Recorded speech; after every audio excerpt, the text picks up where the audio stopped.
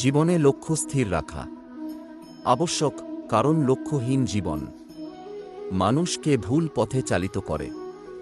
লোভ, ক্রোধ, হিংসা পরম শত্রু, যার উপর নিয়ন্ত্রণ না থাকলে মানুষের মৃত্যু অনিবার্য। ইন্দ্রিয় থেকে প্রাপ্ত আনন্দ প্রথমে অমৃতের মতো মনে হলেও শেষ পর্যন্ত এটি বিষের ন্যায় ক্ষতিকারক হয়ে ওঠে, যা কেবল মানুষের জীবনকে পাপে পরিপূর্ণ করে।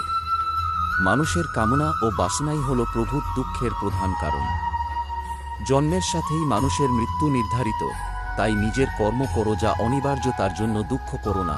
জীবন ধারণের জন্য প্রয়োজন কর্ম অবশ্যই সম্পাদন কর্তব্যে, বিনা অহংকারে, বিনা লালসায়, বিনা হিংসায়, কারণ সঠিক কর্ম করা উচিত ভালোবাসা, সহানুভূতি, নম্রতা এবং ভক্তি সাথে।